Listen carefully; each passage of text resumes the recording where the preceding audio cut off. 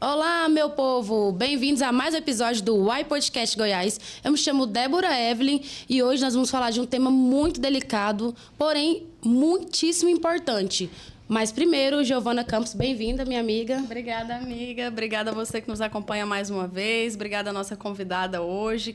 Como a Débora já disse, é um tema muito importante, mais delicado, né? Pode despertar gatilhos aí em algumas pessoas, mas precisa ser discutido, especialmente nesse mês agora de Setembro Amarelo. Então, vou passar a bola para ela, que é a especialista, né? Para falar sobre o assunto. Ninguém melhor que a Fernanda. Se apresenta, por favor, Bem-vinda, Fernanda. Obrigada, nossa psicóloga especializada em suicidologia. Eu não sabia que existia essa especialização. Então, seja bem-vinda. Obrigada pelo convite. Diante que é um tema importante e precisa ter o que? Conhecimento e principalmente cuidado para falar sobre o assunto. Mas precisa ser falado. Então, agradeço muito o convite, que mais convites assim sejam feitos para que a gente possa estar fazendo uma prevenção com mais qualidade e com mais ética e principalmente cuidado. Sim, a gente já começou falando sobre questão de divulgação, né? O suicídio muitas vezes é abafado, não é divulgado pela imprensa, às vezes pelas autoridades, pela própria família. Então, qual que é a forma correta de lidar com isso? Quando acontece? O que acontece quando um suicídio acontece? Tem aquele impacto, porque ninguém espera. Então, vem aquela questão, nossa, o que aconteceu? E a gente nunca vai ter resposta sobre esse questionamento, porque a resposta foi com aquela pessoa. Mas quem mata quem quando um suicídio acontece? Aquela pessoa, ela cessa o sofrimento dela diante à escolha que ela fez, e aí ela começa um sofrimento de cá, que é o da família, dos amigos, do ambiente no qual ela convive, né? Então, a gente precisa entender o quê? Cuidado, empatia, acolhimento com quem ficou. A pessoa não é só aquele ato, ela não é o suicida, é uma pessoa que tirou a vida e estava o quê? No sofrimento. E a gente tem que ver o quê? O sofrimento que fez com que ele visse a morte como a única alternativa para acessar aquilo. Só que muitas vezes não é, só que eles ficam presos nisso. Então, falar sobre esse assunto é importante diante a quê?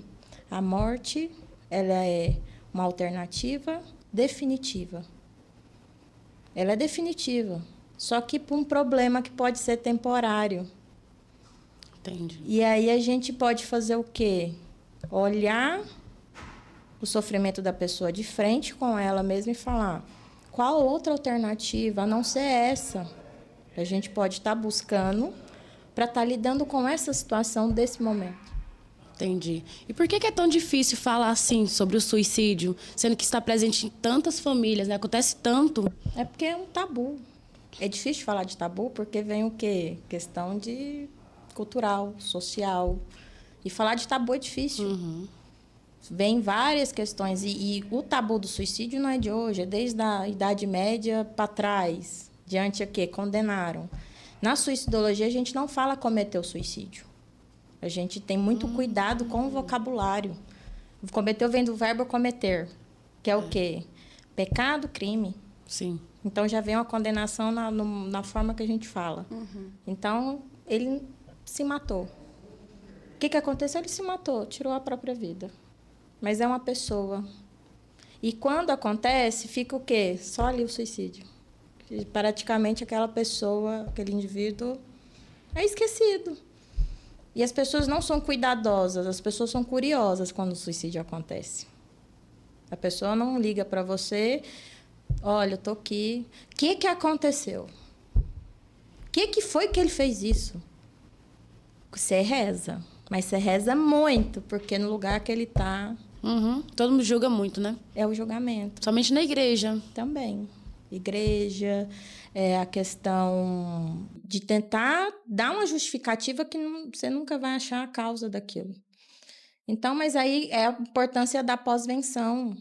A pós-venção ela é mais importante que a prevenção. As duas têm que andar ali. A prevenção, eu tô ali lidando com aquela pessoa que está em sofrimento, só que igual, a gente não salva vidas. A gente não salva. A única pessoa que pode se salvar sou eu mesmo. A minha vida, você é a sua, você é a sua. Você tem o poder sobre isso.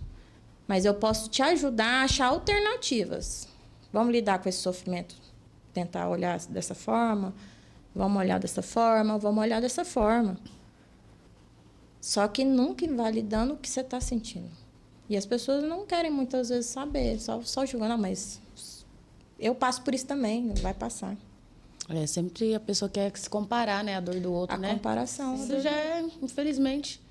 mas já passei por isso. Mas já aconteceu isso. Gente, cada um tem sua dor. Como se uma dor fosse pior ou superior que a outra, né? Fernanda, e para quem não conhece, o que é esse termo, né? Suicidologia, o que essa ciência traz de novo? E qual que é a importância para ajudar na prevenção e a salvar vidas? A suicidologia, a gente estuda no âmbito que tanto biológico, psicológico, social, cultural e existencial. A gente estuda o fenômeno do suicídio. E a gente não salva vidas, a gente pode prevenir. E a gente não evita suicídio. A gente não evita e nem salva. Mas eu posso estar ali tentando ser uma guardiã, ajudando aquela pessoa de alguma maneira, né? E a suicidologia, ela busca olhar esse sofrimento de uma forma mais empática, com acolhimento, e fazer com que essa pessoa volte a ter um sentido, buscar um resgate de sentido de vida. Que muitas vezes não tem mais perspectiva. Verdade. E até a forma que a gente trata é a pessoa que vai guiando o tratamento. Porque ela está em carne viva. E para quem está em carne viva, até carinho dói. Então, é por isso que muitas vezes no Setembro Amarelo cai na questão da contextualização do setembro. Muita mensagem positiva. Sim. A gente está numa sociedade muito positivista. Romantizando. É muito fácil ser feliz hoje em dia. Você não é porque você não está se esforçando bastante. É esforço, você tem que se esforçar. Então, na suicidologia, a gente faz esse estudo diante o quê? Olhar o sofrimento como ele é trago para a gente. E é um âmbito multidisciplinar, de várias facetas, que a gente vai fazendo esse estudo com quem está com esse tipo de sofrimento. Como você disse, né? Setembro Amarelo, já chegamos, né? E o que realmente pode ser feito para não romantizar? Quais são as palavras certas? O que as pessoas podem fazer para realmente ajudar e não só falar por falar, porque está no mês de Setembro Amarelo? E aí é a questão, tipo, você vai lá, faz toda aquela cartilha, né? Tudo da prevenção. A gente quase não trabalha a pós-venção. Aqui no estado de Goiás, por eu estar fazendo essa especialização em São Paulo, eu vejo o quão pobre o nosso sistema para abordar esse tema é pobre. E tem a questão de setembro, você vai lá, faz a cartilha de prevenção num restaurante, numa empresa, tá lá, tudo tá. E aquela pessoa que está sofrendo ali, ela vai fazer o quê? Qual é o local que ela pode buscar ajuda? Qual hospital ela pode ir se ela estiver numa crise? Quem que ela busca? Qual a alternativa? O que o Estado, o que o município traz para essas pessoas que estão em sofrimento? Nada. Aqui em Goiânia, um exemplo. Vacile Schuch, que é a porta de entrada. A porta de entrada. Olha a situação daquele lugar. Horrível. É o Vacile Schuch, que é a porta de entrada, mas tem o CAPS 3 do Novo Mundo, que é 24 horas. Tem o CAPS Beija-Flor e o CAPS Esperança, também, que não são 24 horas, mas fazem esse atendimento. Uhum. Tem a UPA Flamboyant também, que eu indico bastante, porque eu estudei com um rapaz que ele trabalha lá na emergência, então ele fala que chega muitos casos e lá eles conseguem estar acolhendo. Na UPA do Parque Flamboyant, Aparecida de Goiânia? Sim, lá na Aparecida. Nossa, não sabia. É um local que eu indico. Mas a burocracia é muito grande. A questão de SAMU, Corpo de Bombeiros. Muitas vezes a pessoa está em crise ali e não levam. E isso acontece, né? Mas é pobre. Escola, a autolesão, o processo autodestrutivo está aumentando muito, faixa etária de 8 para cima. Suicídio em criança acontece. Adolescente de 15 a 19 é uma idade crítica. Nossa, Então, demais. assim, o que falam sobre isso? Qual que é a prevenção que é feita hoje? No estado em si que eu falo. Tá, mas o que realmente vai mudar para sua vida, te dar um alerta diferente para estar buscando ajuda? O efeito papageno, que é a forma certa de fazer a divulgação e falar sobre o suicídio, ele é inspirado na ópera de Mozart, que é a Flauta Encantada, se eu não me engano. É a Flauta Encantada. O que acontece? 3 espíritos falam para ele, para o Papageno, que queria morrer. Então ele fala o quê? Dão alternativas de vida para aquela pessoa. Qual que é a alternativa de vida que o Setembro Amarelo, nessas palestras, muitas vezes comerciais, Supérfluas, né? dão para essa pessoa? Uhum. Alternativa de vida. Não tem. Eu li 5 essa semana. É a mesma coisa. Tá, tudo bem. Prevenção, 188 de CVV, 24 horas. Tá em crise? Liga, conversa. Porque tem a ideação suicida, que é o pensamento. Tem um comportamento suicida, que é o pensamento já com planejamento. E tem a ação, que é o ato final, que é o que já está incluso no comportamento, que é o pensamento com planejamento e o ato. Uhum. Aí, depois disso, ou a pessoa é encontrada ou realmente ela morre. Entendi. Então, fica bem contextualizado o quê? Vamos falar em setembro? Vamos, mas vamos tentar mudar a forma de ser falado? E não só setembro. Prevenção, pós-venção tem que ser feita todo dia, todo mês, se for possível. Entendi. E a gente até comentou no início, você comentou também que quando uma pessoa se mata, ninguém está esperando, né? Não. Mas existem alguns sinais que a gente pode observar, que a pessoa vai dando para poder evitar isso? Aí é a questão. Os sinais muitas vezes são silenciosos. Aí entra nos mitos e verdades. Muita gente fala que quem fala em se matar não vai se matar. Não, é frescura. Mas isso é um alerta de alguma maneira. A pessoa mudou o comportamento. E aí é a questão do ouvir sem julgar. Eu fiz uma palestra dia 16, eu acho, lá no Espaço do Terra. Eles me chamaram para falar dos processos autodestrutivos em crianças e adolescentes e o aumento do índice de suicídio. Quando eu fui falar, várias pessoas falaram, não, realmente faz sentido, porque é silencioso. Se o seu filho começou a ter um comportamento diferente como? Parou de falar, as notas abaixaram, está mais recluso no quarto. Mas qual que é a conexão da família ali em si para chegar e falar, olha, o que está acontecendo? Mais tendência, mais... O suicídio pode atingir qualquer pessoa com uma família disfuncional ou não. De qualquer idade. Qualquer idade, a partir de Isso. 7, 8 anos de idade, já tem suicídios já notificados com crianças. Uhum. E está aumentando. Então, o que pode estar sendo feito e o que aconteceu para esse aumento? É o que a gente está na suicidologia olhando. Qual que é esse fenômeno que está aumentando o índice e diminuindo a faixa etária? Será que pode ser as redes sociais? As redes sociais, ela tem um fator importante. Se você começar a olhar os dados tem o IPES e a Fiocruz, que de 2016 para cá aumentou o índice de suicídio em crianças. 8, 9, 10 anos de idade para cima. O cyberbullying hoje aumenta 2 vezes mais o suicídio do que o bullying. O bullying, ele faz danos absurdos. E aí, muitas vezes, a criança sofre bullying na escola. Não, mas quem nunca sofreu bullying na vida? Nossa, eu sofri demais da conta. Invalida mas não o sofrimento pode, exatamente. dela. Qual que é a diferença do bullying e cyberbullying? O cyberbullying, você não tem como ficar longe daquela pessoa que tá ali te atacando, porque tá ali o tempo inteiro. E tem o cyberstalk, você é perseguido online. E muitas vezes os pais não sabem disso. As comunidades hoje, tem comunidade de jogos, tem uma psicóloga lá no Instituto, é a Tatiane, Uhum. Instituto Co-Construir, que ela é desse meio online de jogo. Então, são muitas pessoas online ao mesmo tempo.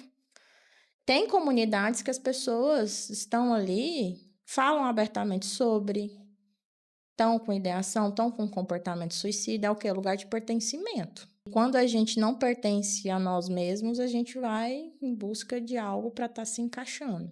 É verdade. E aí é os iguais, né? Então, muita criança e adolescente está em luto por suicídio. Eu jogo contigo 3 anos. A gente tem uma amizade, nunca tive na vida, mas a gente tá ali online todo dia, 7 horas da noite, você tá ali jogando comigo. De repente você some. Já aconteceu isso comigo com o Flux, que eu jogava com ele online também, eu jogava com muito tempo.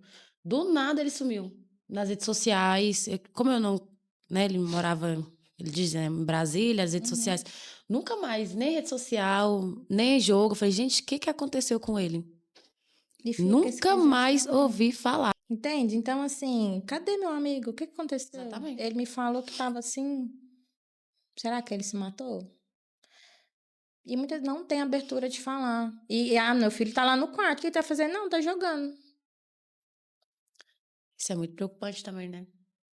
Eu tenho um irmão de 13 anos que ele vive no quarto, jogando. Não tem muita interação social. E quando a pessoa fala, a gente tem esse start, né? Mas não são todos os pais que têm esse pensamento, essa reflexão, deixa o filho lá. Mas Não aí, sabe o que vamos ele tá olhar hoje fazendo. para o nosso contexto social. O que a gente faz hoje? Sai 6 horas da manhã, deixa a criança na escola, adolescente na escola, pega 8 horas da noite, faz a janta, vai deitar, dorme amanhã do mesmo jeito. Qual conexão tá tendo da família? A pandemia ajudou muito diante aqui ao afastamento mesmo. As pessoas hoje têm muita dificuldade de social. Até no consultório a gente vê muito. Qual que é a sua demanda? Eu tenho dificuldade de socializar. Eu não consigo. Você acha que a culpa é dos pais? Eu não acredito Parte que seja disso? culpa, mas assim, criança precisa de limite. E qual idade você deu um celular pro seu filho? Você monitora? Você sabe o que ele vê? Você sabe o que está acontecendo? Igual o Felca. O que o Felca fez, tem uma moça do Twitter, a arroba dela é Michele, agora fugiu da cabeça também, Michele alguma coisa. Tem 3 anos que ela tenta denunciar, que ela fala sobre o assunto, que ela busca alternativas para tal, que, gente, olha o que acontece. E aí o Felca veio, fez isso, explodiu. Ainda bem que explodiu. Ainda bem. E ele é um bom exemplo disso, que ele também foi vítima de bullying, né? A vida toda, só que ele soube lidar de uma forma positiva, transformou essa dor dele numa Ele forma de ressignificou a conscientizar, dor né? dele. Mas tem pessoas que não dão conta de fazer isso. Sozinho é muito difícil. Só que ele faz terapia, ele tem acompanhamento psiquiátrico, pelo que eu já ouvi falar, ele toma medicação. Então, assim, ele tem uma estrutura por trás disso tudo. Sim. E aqueles que não têm, né? E aí a questão daqueles que não têm. E a gente tem que entender que suicídio não acontece só com quem tem transtorno, não só quem tem uma família disfuncional. Porque o suicídio acontece em famílias que têm muito dinheiro, Sim. que têm várias situações, e não tem transtorno, porque a gente não sabe. Porque a causa que ocorreu ali. São vários fatores que podem levar uma pessoa a se matar. A maioria está ligada à depressão? Ou existem pessoas que nunca tiveram depressão também? A depressão está ligada praticamente em todos. A depressão, desesperança, desamparo e desespero. É os 4 Ds. Começa com ali um desânimo, você já não tem esperança de muita coisa, você não tem amparo, não vê amparo onde você vive, vem um desespero. Aí você não vê mais alternativa de vida. Por isso que a forma de falar, que é o efeito Papagena, ela dá o que? Alternativas de vida para essa pessoa. Que é muito fácil falar ali, faz isso. Tá, mas qual alternativa você vai me ajudar a ter para estar fazendo isso que você está me propondo?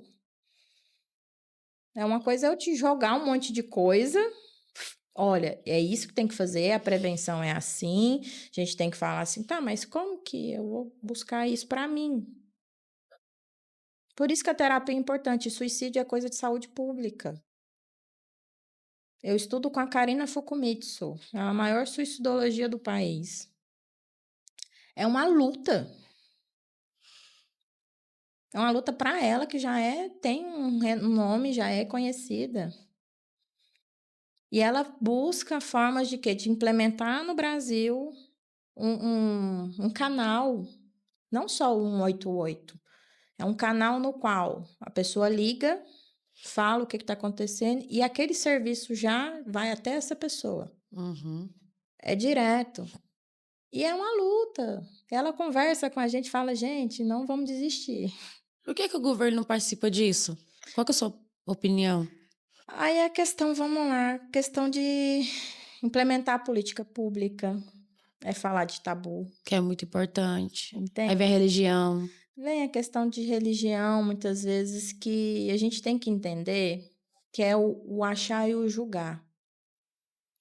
Quando você vê uma pessoa que participa da igreja e está com comportamento suicida, ela chega no consultório, não é falta de Deus, ela mesma fala, eu tenho pacientes assim. Eles viram e falam, Fernanda, eu tenho tanto temor, mas tanto temor, que isso ainda está me segurando aqui. Mas o meu temor pode até vir um pouco com o meu clamor de que Deus vai entender a minha situação. Aí ele clama o quê? A misericórdia. Eu tenho medo, tenho um temor, sim, mas eu acredito num Deus de misericórdia. Então não é falta de Deus. Não é demônio, não é falta de Deus. É um sofrimento. É um sofrimento existencial. A pessoa, ela tá anestesiada no sofrimento dela. Mesma coisa de eu vir aqui te dar uma seringa de anestésico, você não sai do lugar. Vai ficar aí parada. A pessoa fica parada no sofrimento, não vê alternativa. É verdade. Então, vamos fazer um setembro amarelo diferente? Vamos. Vamos dar alternativas? Olha, seu sofrimento é assim, busca um profissional de saúde, busca um psicólogo, busca um psiquiatra. O CAPS ajuda muito, mesmo sucateado. Os profissionais do CAPS fazem o que podem, mesmo sucateado. Mas dê alternativas, além de mostrar uma prevenção de cartilha. Entendi. Essa questão que você citou da igreja também é muito interessante, porque acontece até hoje, né? Século XXI, a maioria das igrejas ainda adotam essa postura de dizer que depressão é falta de Deus. Não há campanha dentro da igreja, pelo menos no meu conhecimento, em relação a Setembro Amarelo. É um problema histórico que até os líderes da Bíblia, Davi, falava sobre depressão, falava sobre tristeza. Lógico que não nos termos que a gente usa hoje, mas ele já apontava isso, né? E a gente não vê os líderes religiosos falando sobre isso. O padre Fábio de Mello, o padre Marcelo Rossi, são alguns nomes, poucos nomes que falam sobre isso, né? Então, como que você acha que a igreja pode incentivar os fiéis a buscarem psicólogos, né? A buscar profissionais especializados, incentivar com campanhas também? O que a igreja ainda peca nisso e o que ela pode melhorar? Eu acredito que a igreja, ela tem um fator de proteção muito grande também.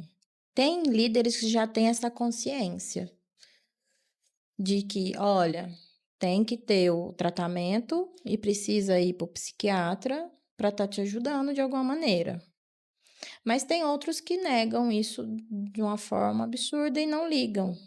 Igual o último caso que teve daquela igreja universal, que um pastor, um líder se matou.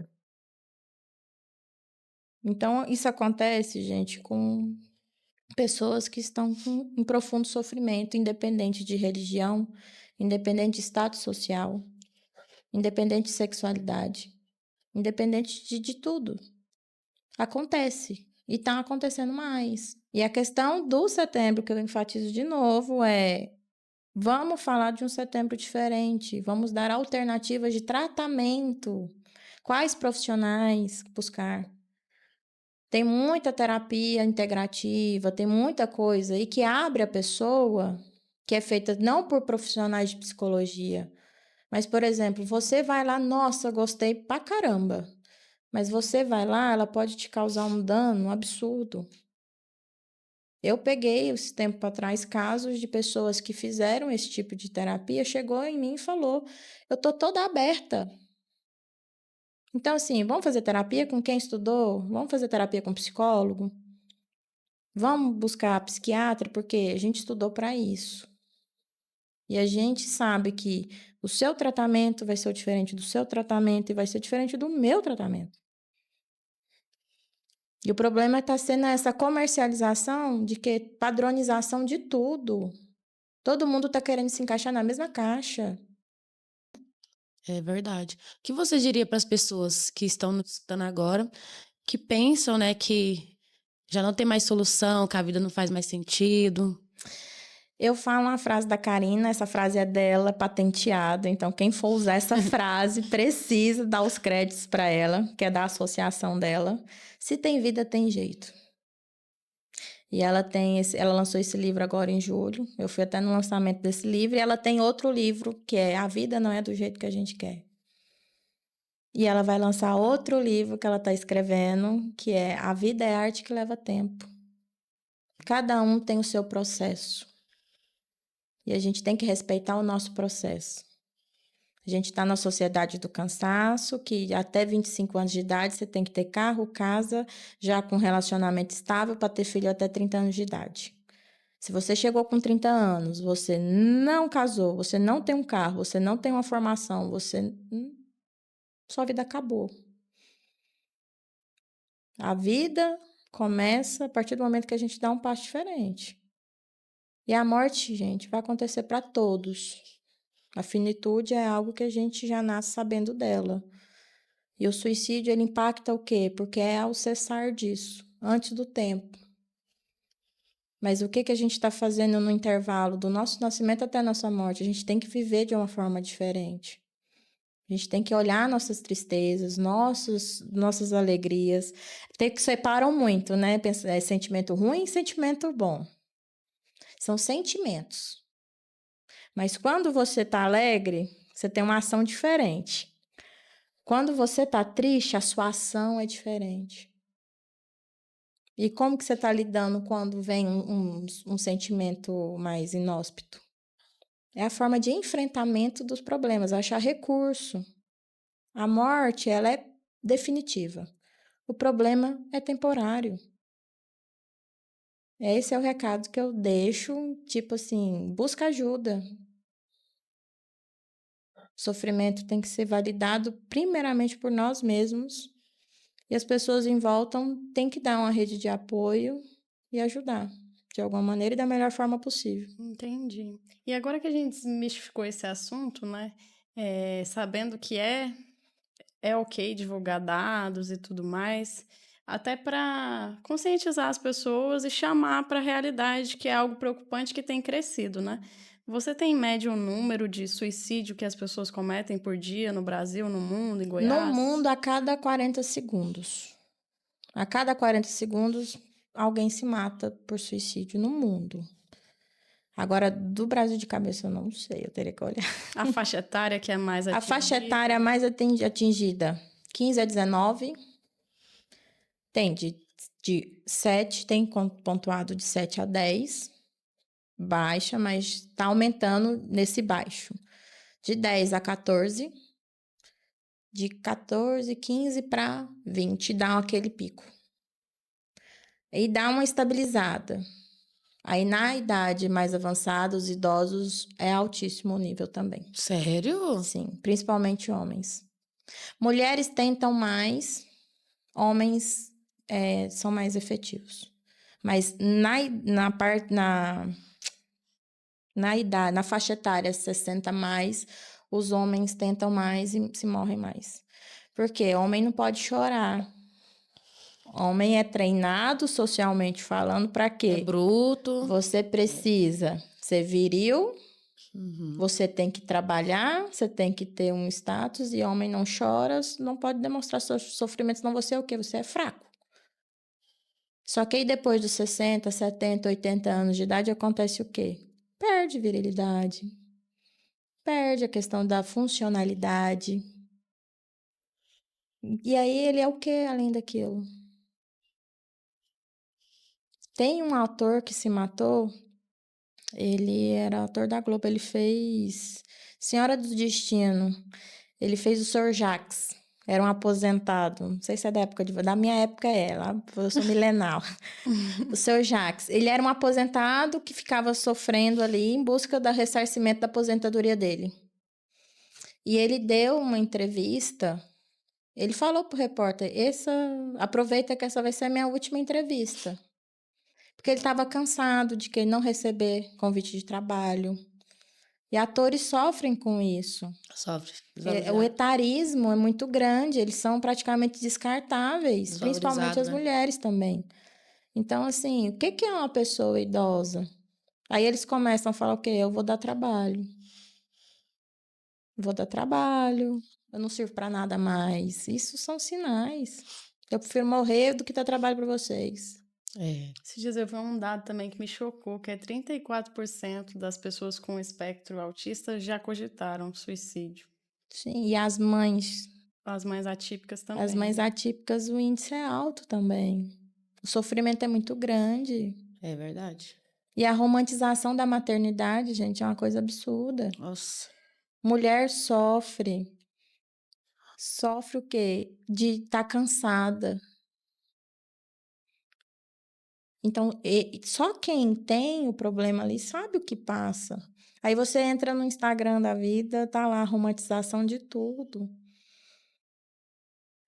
Não está o real, né? Aí é que tá o eu ideal. E a gente aquilo. não começa a olhar o nosso eu real. Qual que é a realidade hoje?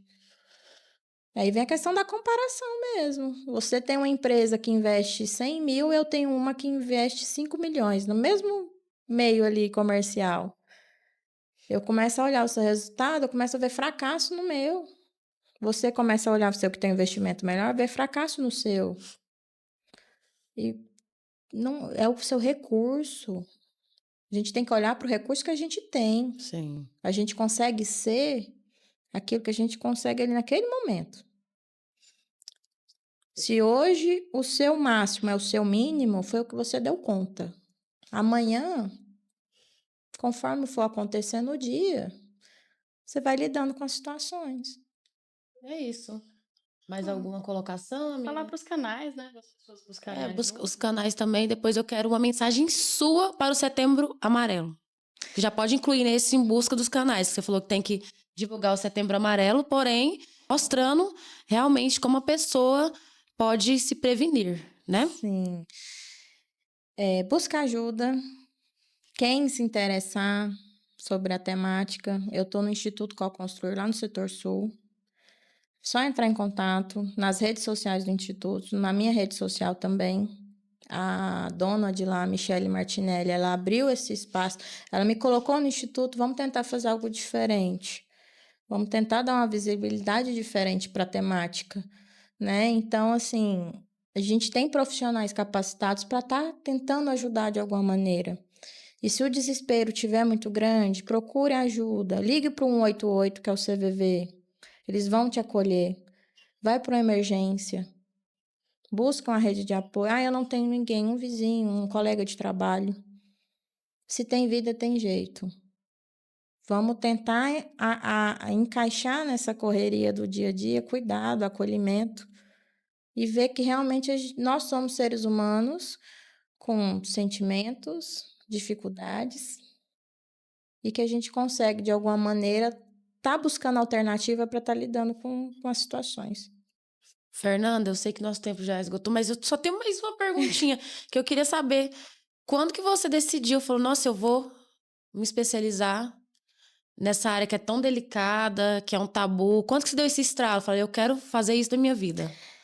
Porque foi quando eu comecei o estágio na clínica escola. De cada 12 fichas, 10 tinham lá pensamento suicida. Eu quero me matar, eu quero morrer. E aí eu falei, cara, é um negócio que tá demais. E como que a gente pode... Porque até a faculdade, ela é falha. Porque eu aprendi muita coisa que na minha especialização. Então, quando eu fui para a especialização, foi com o intuito de quê? De demanda. A quantidade. Não, o mercado de trabalho está precisando de profissionais capacitados para a temática e eu vou por essa via. Todo mundo, nossa, eu não consigo. Eu falei, não, eu vou tentar. Só que quando eu comecei a pós-graduação, eu me encontrei. Porque lá a gente não olha só para você, seu sofrimento, como que eu posso vir a estar te ajudando. Eu olho para o meu sofrimento. Eu olho para a minha escuridão, eu olho para a minha dor. Por isso que a minha logo é os dois. É o yin yang. Exatamente. Inclusive, eu já quero agradecer aqui que nós... Gente, olha, nós estamos chique demais. Ó, ganhamos essa caneca linda da Fernanda com a logo do Y Podcast Goiás. Obrigada, Fernanda. Eu que Amamos. agradeço. E é isso, amiga. É isso. E para você que está nos acompanhando, reforçando os canais, CAPS, a rede de atenção psicossocial, por mais sucateada que esteja, ela funciona, busque ajuda profissional, psicólogo, psiquiatra e fique bem. Isso mesmo. Sandro Mabel, vamos fazer alguma coisa, pelo amor de Deus. Governo também. Espero que isso chegue até, né, quem realmente pode mudar as políticas públicas, né, do nosso estado. Porque tem que mudar, né, gente? Não pode continuar como está, né? Não é só, ai, Setembro Amarelo e pronto, acabou. Tem que realmente ir lá a fundo e mudar as políticas públicas. Isso precisa olhar não só setembro. Setembro Exatamente. tem muita coisa que é tipo, acabou. E aí, durante os outros meses, a gente faz o quê? Sofrimento não é só em setembro. É igual que quando vai lá, no final do ano, entregar cestas lá para as criancinhas que mais vulneráveis, para as pessoas, como se eles comessem só Final do ano. no final do ano. Então é isso. Obrigada, tá, Fernanda? Eu que agradeço o convite. Você citou práticas integrativas, também tem o CREMIC, que eu conheci recente, Sim. muito bacana. Para quem não se enquadra, às vezes, nos métodos tradicionais, Sim. né, também. Sim. Tem dúvidas? Deixa aqui nos comentários aqui do YouTube. Siga o Y Podcast Goiás, o Y Notícias Goiás oficial também, no TikTok. E o Y Podcast Goiás, a conexão certa para quem busca a verdade. Até o próximo episódio. Beijos, até lá. Até mais. Tchau.